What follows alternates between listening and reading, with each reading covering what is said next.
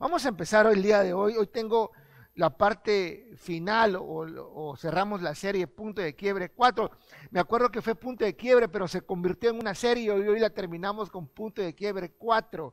Y quiero que le digas a la persona de al lado, quebrados para ser transformados. Quebrados para ser transformados. Muy bien, hoy hablaremos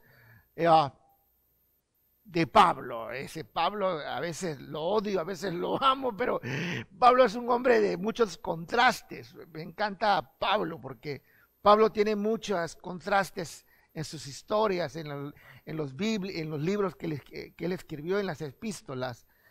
Pablo, ¿sabes qué? Algo que me encanta mucho de Pablo? Se refleja mucho al salmista, al rey David, porque Pablo escribe mucho de sus pasiones.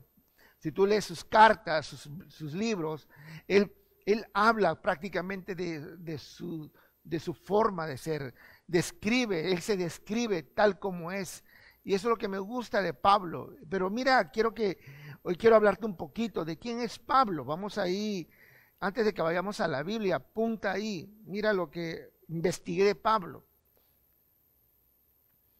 Hoy hablaremos de Pablo, como le comenté, el apóstol Pablo. El apóstol Pablo fue el más ardiente propagandista del cristianismo, que extendió con sus predicaciones más allá del pueblo judío, entre los gentiles. Viajó como misionero por Grecia, Asia Menor, Siria, Palestina, fundador de comunidades cristianas, evangelizador en varios de los más importantes centros urbanos del Imperio Romano, nada más y nada menos como Antioquía, Corinto, Éfeso y Roma. Y escribió muchas cartas, o sea que son las epístolas, a diversos pueblos del entorno del mar Mediterráneo. Pero ¿quién era él? ¿Quién era Pablo? Pablo de Tarso, de nombre judío, Saulo de Tarso, o Saulo, Pablo. Tenía nombre griego. No, tiene nombre, Tarso es un nombre griego, y el otro era un nombre, y Pablo era un nombre romano. Tarso o Saulo, Pablo, y más conocido como el apóstol Pablo. Nació en Tarso, Sicilia. Tarso es una ciudad de Turquía. Él nació en Turquía. De acuerdo que Roma ocupaba mucha extensión, era un imperio, y hasta Turquía alcanzaba ese imperio de Roma, en Turquía. Él nació en Tarso, Sicilia. En el año 5, entre el 5 y el 10 después de Cristo. No saben exactamente, pero sí, entre el año 5 y el año 10 nació Pablo, Saulo de Tarso, y murió en Roma en el año, o entre el año 58 y el año 67 después de Cristo. Ahí murió Pablo en Roma. Es llamado y mejor conocido el apóstol de los gentiles, porque él le predicaba a los no convertidos. Él le predicaba a los que no conocían de la ley y no conocían del nuevo evangelio que era proclamado por Jesucristo. Hijo de hebreos y descendiente de la tribu de Benjamín. Siendo adolescente, dicen algunos estudiosos que Pablo fue trasladado de Tarso por sus padres a Jerusalén, cuando tenía entre 15 y 17 años. O sea, fue trasladado a Jerusalén a seguir sus estudios que había iniciado en Tarso, y fue educado en Jerusalén, que fue instruido a los pies del famoso rabino Gamaliel, y que era fariseo. Imagínate, joven, trasladado de Turquía o del Tarso a Jerusalén para seguir sus estudios, ¿verdad? A los pies de un maestro muy importante y conocido en ese tiempo, que era el rabino Gamaliel. Esto me recuerda cuando somos jóvenes, ¿verdad? Muchos jóvenes estudiamos nuestros primeros inicios en la educación, la primaria, secundaria y hasta la preparatoria, en nuestro lugar de origen. Pero cuando queremos estudiar la universidad, nos entra ese espíritu de aventura y de querer ir a estudiar y aprender en otra ciudad. Y me recuerda que Saulo de Tarso se fue a estudiar de Tarso a Jerusalén, perdón, y me imagino la experiencia de Saulo, ¿no? Voy a vivir en otra ciudad y voy a aprender otras cosas, es interesante, ¿no? Ese proceso.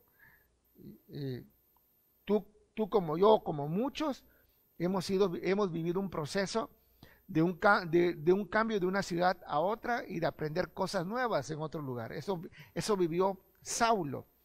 Respecto a su formación académica, Pablo contaba con una sólida formación que incluía conocimientos sobre teología, filosofía, hechos jurídicos, lingüística y mercantil.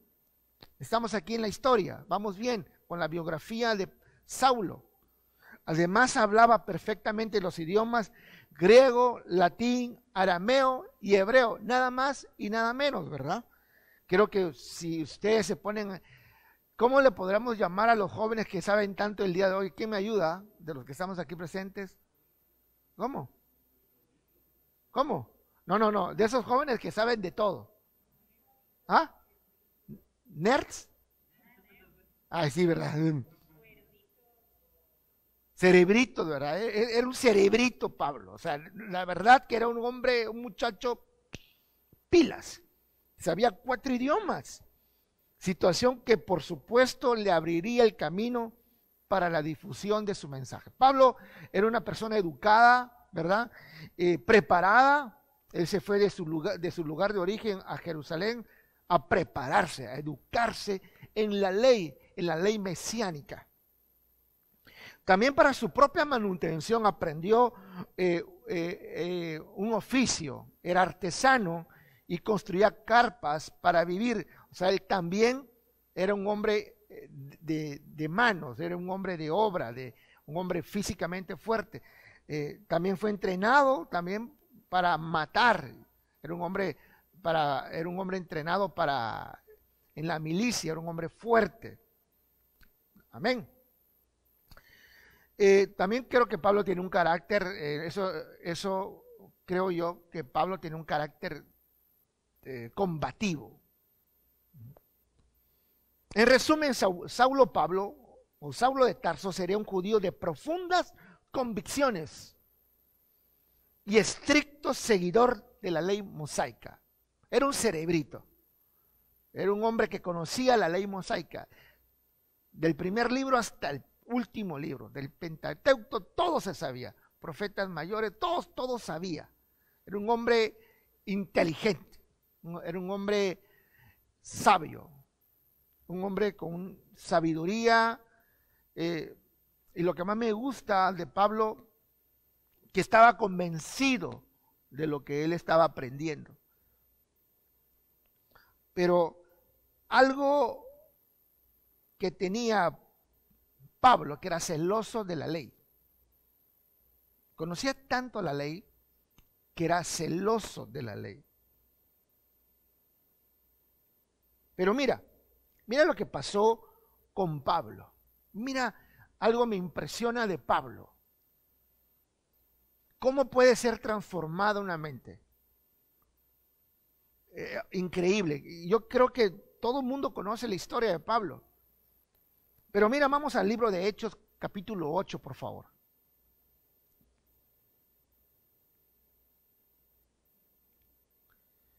Y Saulo consentía en su muerte. En aquel día, bueno, el contexto de este versículo es que en Hechos 7, al final del versículo, en Hechos capítulo 7, al final de ese capítulo, entra Pablo en escena. Pablo no había entrado en escena en el Evangelio. Pero en el libro de Hechos, capítulo 7, menciona al final de ese capítulo que Pablo está en la lapidación de un diácono que se llama Esteban. y Saulo consintió su muerte. En aquel día hubo una gran persecución contra la iglesia que estaba en Jerusalén, y todos fueron esparcidos por las sierras de Judea y de Samaria, salvo los apóstoles. Y hombres piadosos llevaron a enterrar a Esteban e hicieron gran llanto sobre él. Y Saulo asolaba la iglesia y entrando casa por casa arrastraba a hombres y a mujeres y los entregaba en la cárcel. ¿Cómo es posible que un hombre tan inteligente, con sabiduría, educado, haya transformado su vida? ¿Cómo algo se haya convertido en un fanático y un persecutor de los cristianos? No sé si me explico hoy, pero Pablo era un hombre celoso de la ley, conocía la ley, se la apropió de ella y le molestaba tanto que dijeran o que hubieran tipos hablando de que Jesús, ¿verdad?, hacía milagros y que Jesús había muerto y resucitado el tercer día.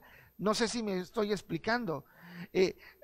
A Pablo le molestaba la historia de Jesús y la historia de los creyentes, porque él pensaba que estaba en contra de la ley y en contra de lo que Dios había establecido en los 613 mandamientos.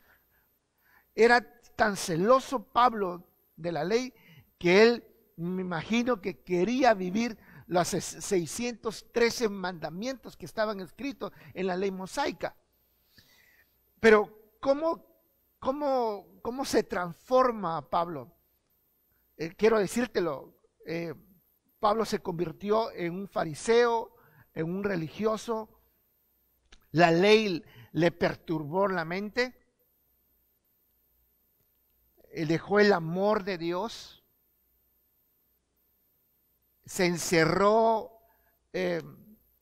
inclusive fue tan quebrado, porque quiero decirte que Pablo no tenía nada que ofrecer después de ser quebrantado y hecho en 1000 pedazos.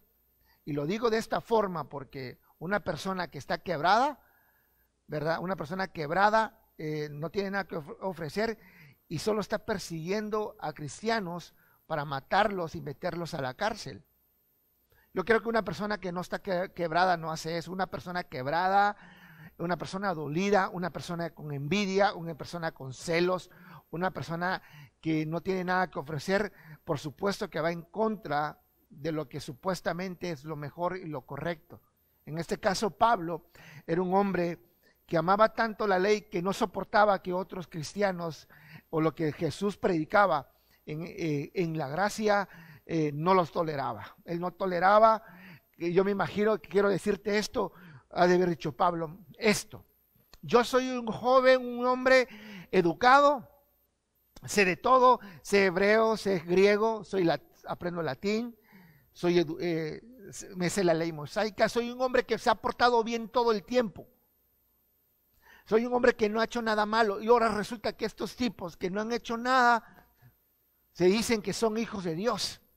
Yo soy hijo de Dios porque yo he cumplido la palabra, yo he cumplido la ley, yo tengo la razón. La verdad me asiste, yo me he cuidado. Y ahora resulta que estos tipos que no vienen de un día para otro, un tipo le habla de la gracia de Jesús y de Dios y que tienen la oportunidad de estar con el Rey de Reyes y Señor de Señores. Eso es incorrecto.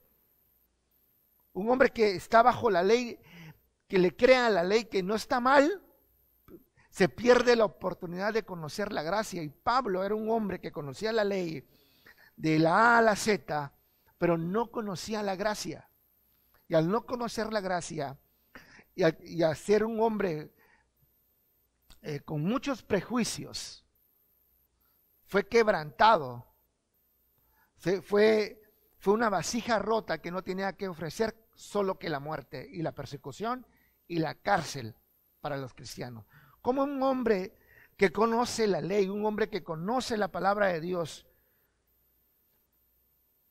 de repente no tiene nada que ofrecer. De repente todo lo que sale de él es juicio, todo lo que sale de él es crítica, todo lo que sale de él es criticar la paja del ojo ajeno, pero él no veía su viga que él cargaba golpeando a todo mundo. No sé si me explico el día de hoy. No sé si te estoy hablando a ti el día de hoy.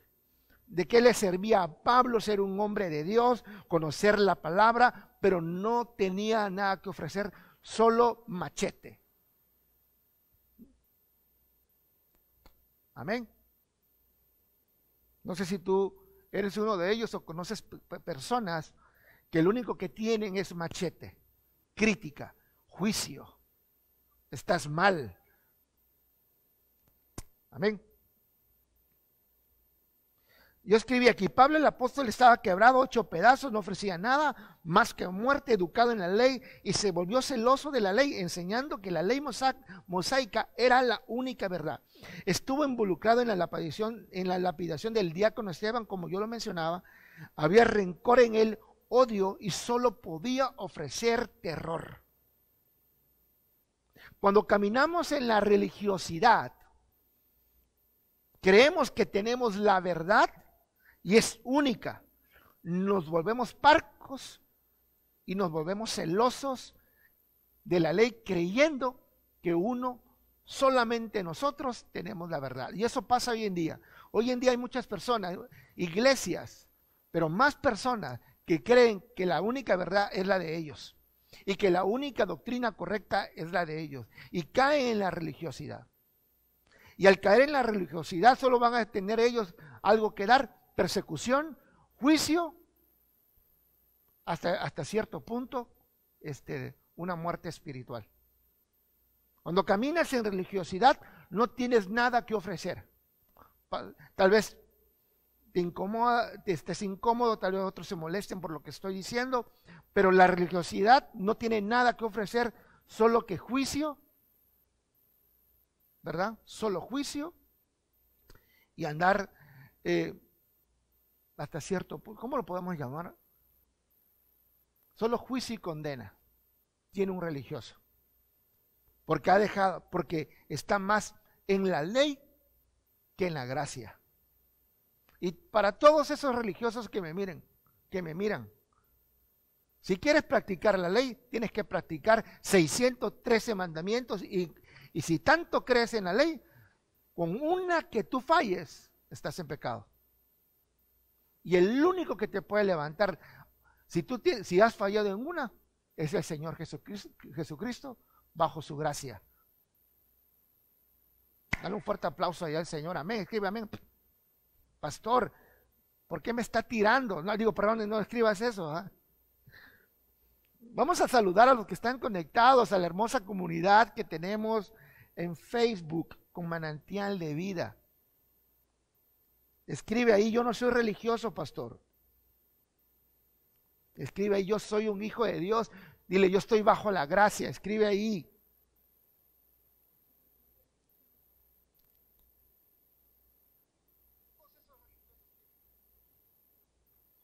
Saludos a todos los que están conectados.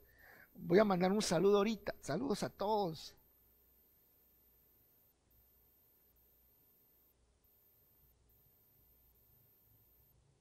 Escribe ahí, pastor, lo estoy viendo desde el taller de mi oficio, desde mi oficina. Pastor, lo estoy viendo desde mi casa. Mira, yo te reto. A mí me gustaría que sigas Instagram de Manantial de Vida y me sigas también por Instagram. Yo te invito a que me sigas. ¿Por qué? Porque así como estás hoy domingo, puedes tomarte una selfie o le puedes tomar una foto a la imagen de tu celular y puedes etiquetarme a mí y a la iglesia, y así yo le doy compartir, ¿verdad? Que tú estás conectado los domingos con nosotros en Manantial de Vida. Me gustaría que lo hicieras. Comparte tu foto. Me encanta ver a las familias que comparten sus fotos, que están viendo el mensaje de Dios. Saludos a Neida Valladares.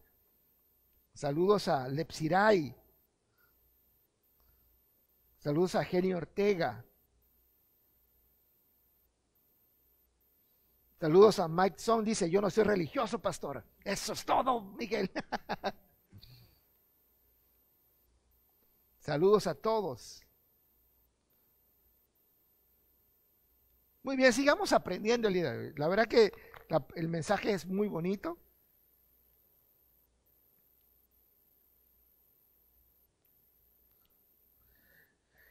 Sigamos aprendiendo. Cuando caminamos en la religiosidad, como comentaba, creemos que tenemos la verdad y es única. Nos volvemos parcos. Dice, yo escribía, la religiosidad nos ciega. Presta atención. La religiosidad nos ciega y no podemos vivir una vida cristiana conforme a lo que Jesús pretende en cada uno de nosotros.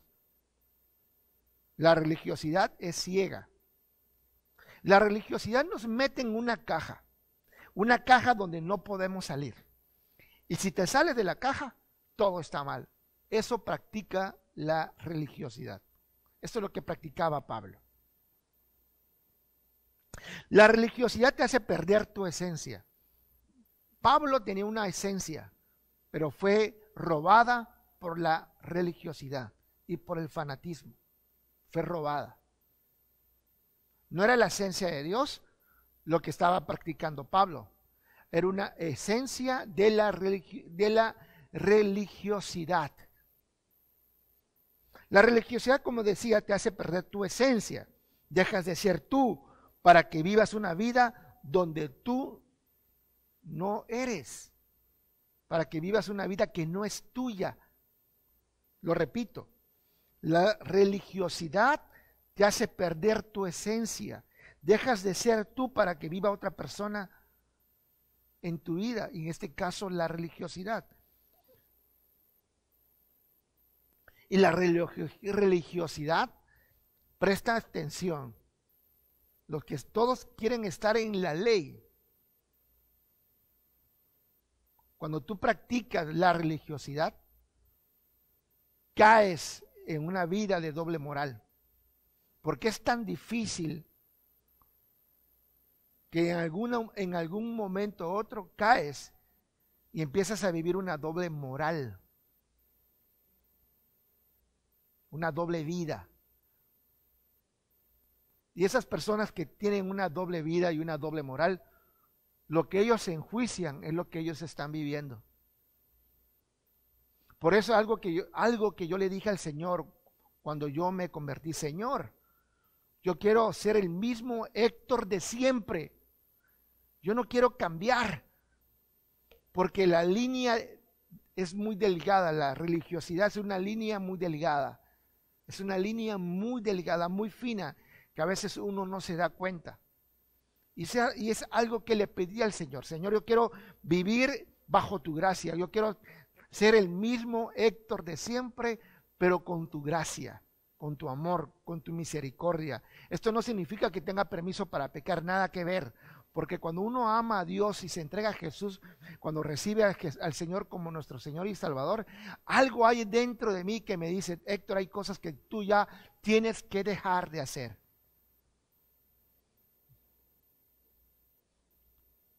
Dios no quiere que tú pierdas tu esencia, porque tú tienes un ADN único y especial. Sigamos aprendiendo. La religiosidad nos hace creer que solo uno tiene la verdad y que es la única. Y al creer que es la única verdad, caemos en la trampa del juicio.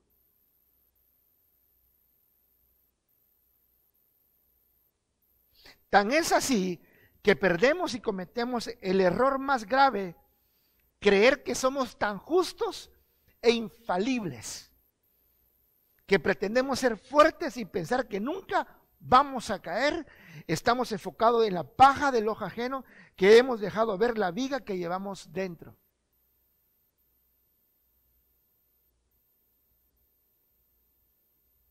Amén.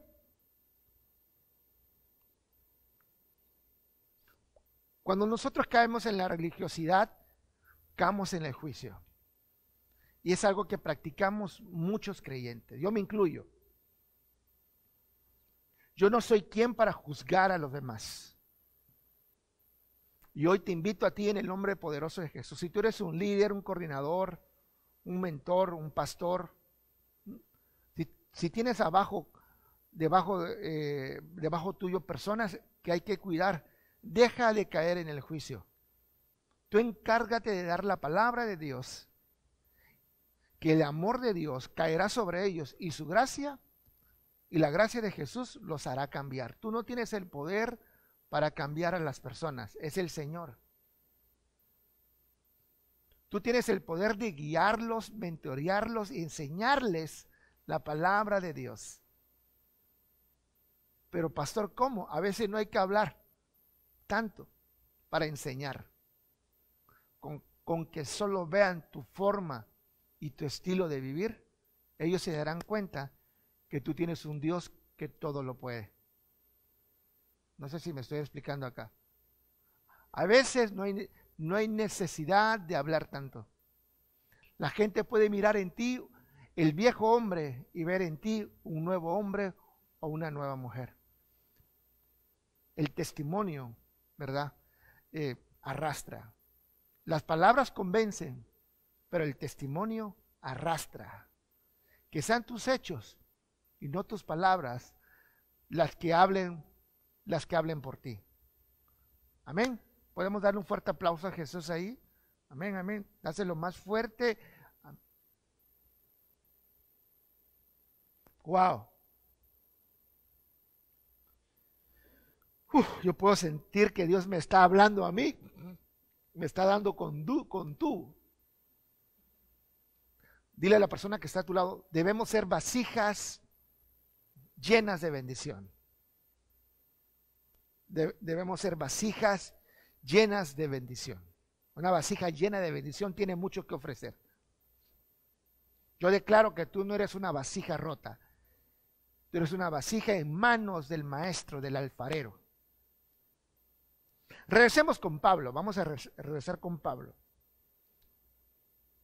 Pablo conocía la ley, pero no conocía la gracia. Pablo era un maestro de la ley, pero desconocía totalmente la gracia de Jesús. Vamos al libro de Hechos 9, versículo 1.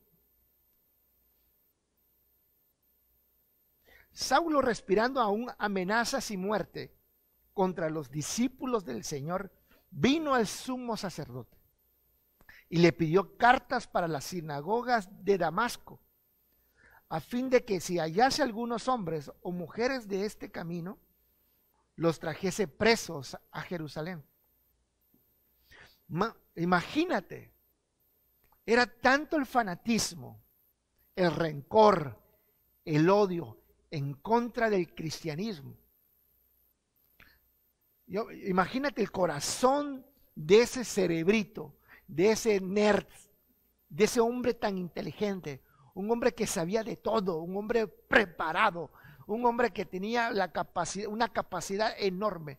Su corazón estaba quebrado, su corazón estaba duro, su corazón estaba hecho pedazos, su vasija estaba rota, que lo único que él les podía dar era un veneno, poison pues. Lo único que salía de él era veneno, muerte, persecución. ¿Cómo es posible que un hombre tan preparado tenga en su corazón tanto veneno, tanto odio, tanto rencor, tanto celo de la ley, tanto enojo por las personas que estaban siendo restauradas por la gracia de Dios? ¿Cómo podía estar tan enojado contra los cristianos? Él no podía entender, ¿verdad? Que los gentiles, ¿cómo es posible que esos gentiles, y personas indeseables pudieran tener la gloria de Dios, de su Dios? Porque te recuerdo que Pablo era judío. O sea, estaba tan molesto. ¿Cómo es posible que estos gentiles indeseables pudieran tener acceso al Dios, a mi Dios? Estaba tan molesto. Solo salía veneno de su corazón. Tiene un corazón endurecido. No había nada que ofrecer. Lo único que podía ofrecer era muerte él y persecución. Y a veces la ley nos hace que nuestro corazón se ponga tan duro y que no podamos entender que que hay ciertas personas en la vida que tienen gracia y que la gracia de Dios los acompaña. A los religiosos les molesta que la gente que vive bajo la gracia de Dios le vaya bien y a ellos les vaya mal. A ellos les molesta que las iglesias que están bajo la cobertura de la gracia, de pastores que están bajo la gracia, les vaya tan bien, y que sus iglesias estén muy pequeñas. Les molesta, les da envidia. ¿Por qué? Porque ellos caminan bajo la gracia. Les molesta que les vaya bien, y a los pastores que caminan bajo la ley, que creen que ellos tienen la única absoluta verdad, les vaya tan mal. Eso le pasó a Pablo. Tenía en su corazón duro, durísimo, que lo único que podía salir de él era juicio, persecución. Amén. Pero yo sé que tú no eres una persona dura. Tú no tienes un corazón duro, tú tienes un corazón que palpita por la presencia de Dios. Amén. Vamos a dar un fuerte aplauso a Dios. Espero que mis discípulos estén escuchando esta prédica y que Dios les transforme su corazón.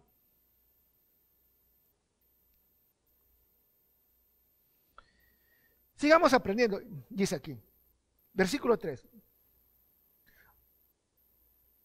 Bueno, me quedé en el versículo 2, vamos a leerlo. Y le pidió cartas para las sinagogas de Damasco, a fin de que si hallase algunos hombres o mujeres de ese camino, los trajese presos a Jerusalén. Mas yendo por el camino, aconteció que al llegar cerca de Damasco, repentinamente le rodeó un resplandor de luz del cielo. Y cayendo en tierra, oyó una voz que le decía: Saulo, Saulo, ¿por qué me persigues? Le dijo: Saulo, Saulo, ¿por qué me persigues?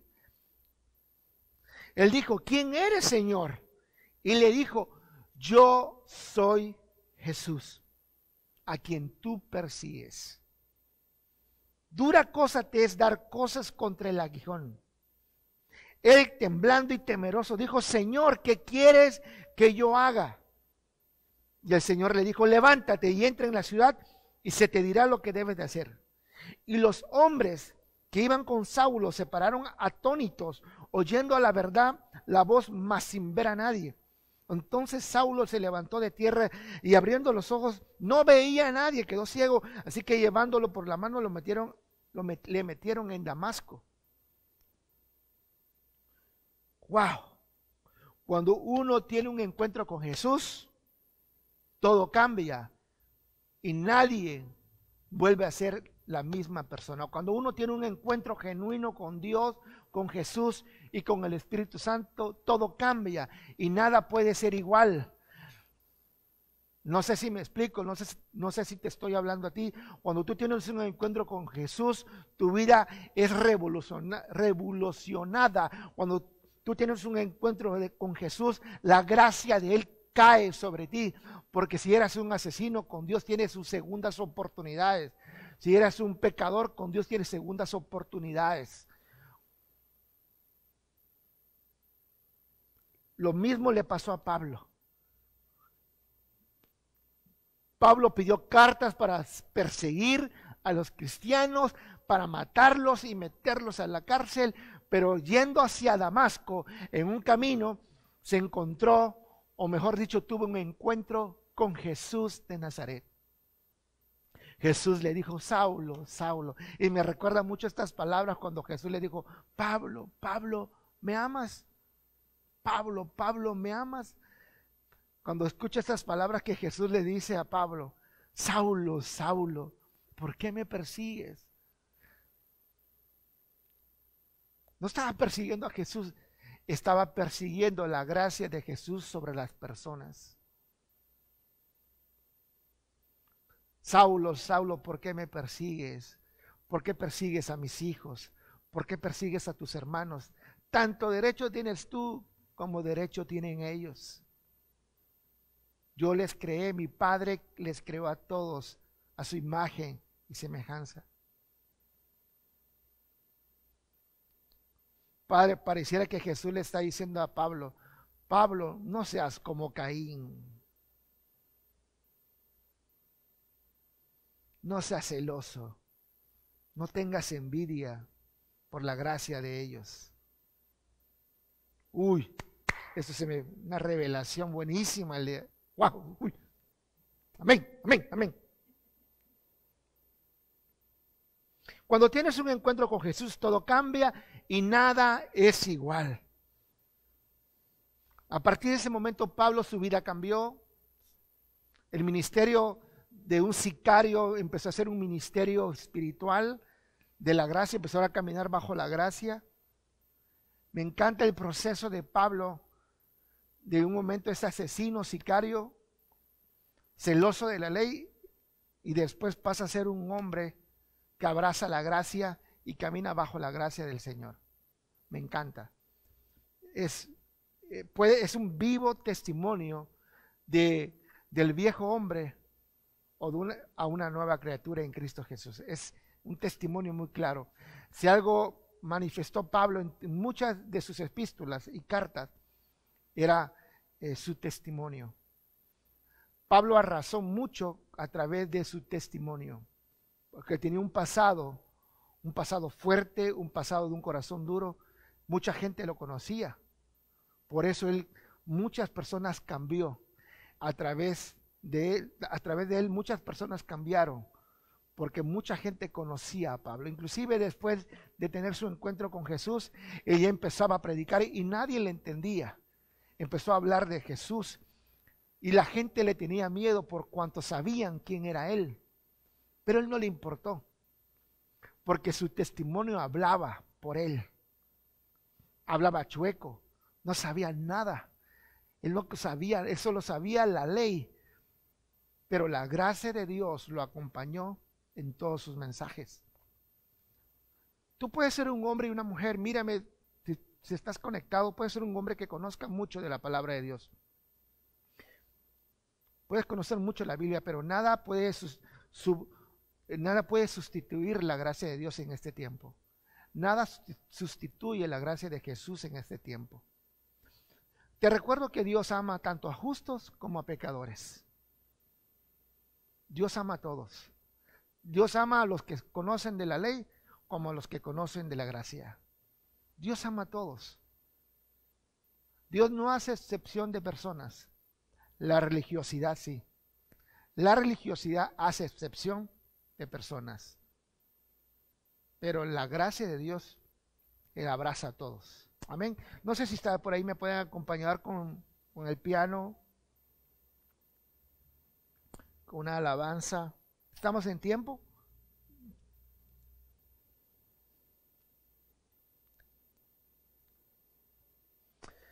Escribe ahí, escribe por favor ahí.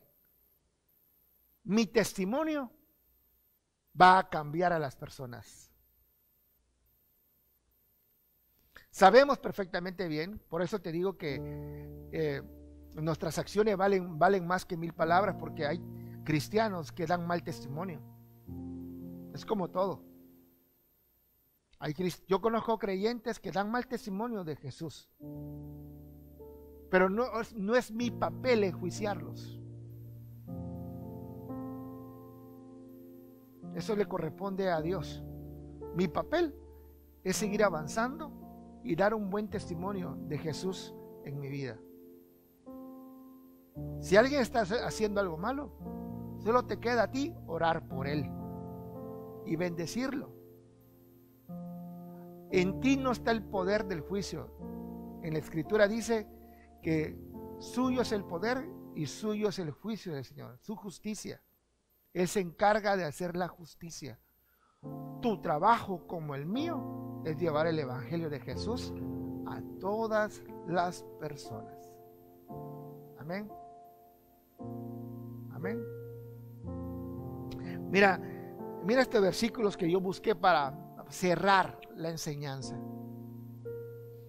Después de que Pablo era un celoso de la ley y que perseguía a cristianos, que estaba quebrado, que no tenía nada que dar, tiene un corazón endurecido, cuando tuvo un encuentro con Jesús, todo cambió.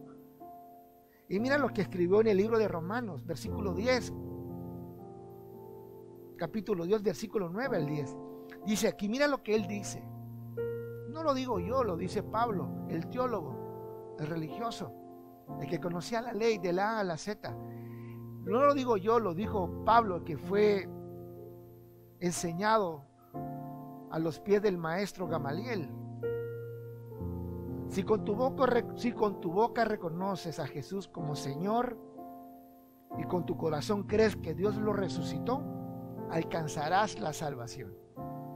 Pues con el corazón se cree para alcanzar la justicia y con la boca se reconoce a Jesucristo para alcanzar la salvación.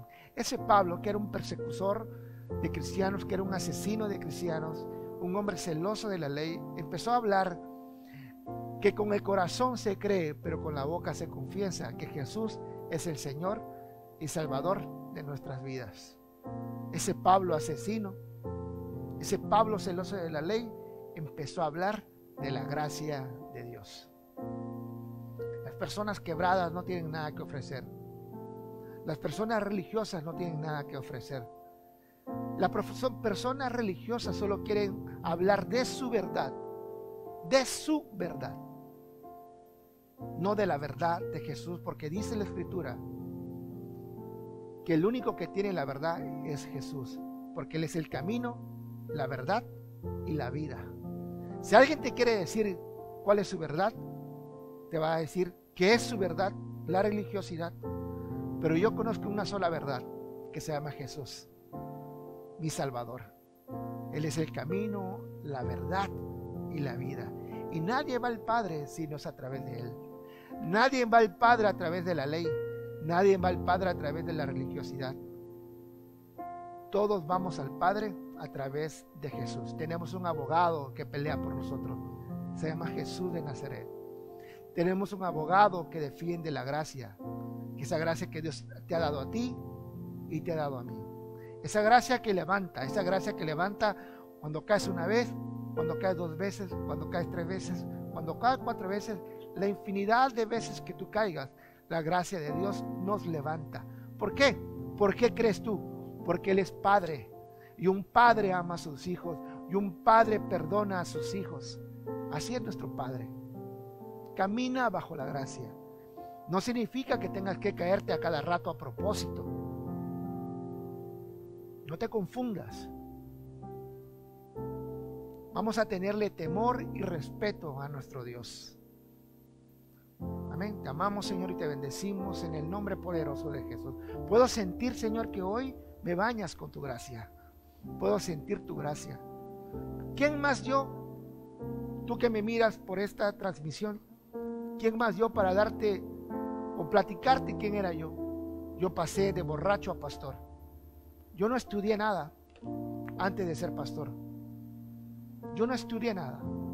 No conocía ni la Biblia, ni aún la conozco toda. Pero antes de ser pastor no sabía ni qué libro venía, no sabía ni cuántos libros tenía la Biblia. Era un borracho, perdido, mujeriego, jugador, tomador. Estaba yo completamente perdido, pero su gracia me levantó. Y es mi culpa. Yo te hago una pregunta, tú religioso que me miras. ¿Es mi culpa que el Señor me haya levantado a mí? ¿Es mi culpa que el Señor me haya levantado a mí y no a ti? ¿Es mi culpa que el Señor, su gracia me acompañe y no a ti? ¿Es mi culpa que Dios nos haya dado una iglesia que ha sido bendecida por el Señor? ¿Es mi culpa? No es mi culpa. Todo se lo debemos al Señor. Cuidado el día en que yo me vanaglorie de algo que no me corresponde, porque todo se lo debo a Él. Todo. Y que soy un hombre pecador, sí, como tú y como todos los demás. Todos los días peco, a veces de palabra y a veces de pensamiento. Pero si algo tengo y he aprendido de la Biblia, que cuando me postro delante de Él en mis oraciones le digo y me presento como un sucio pecador y no como un santo religioso. Amén.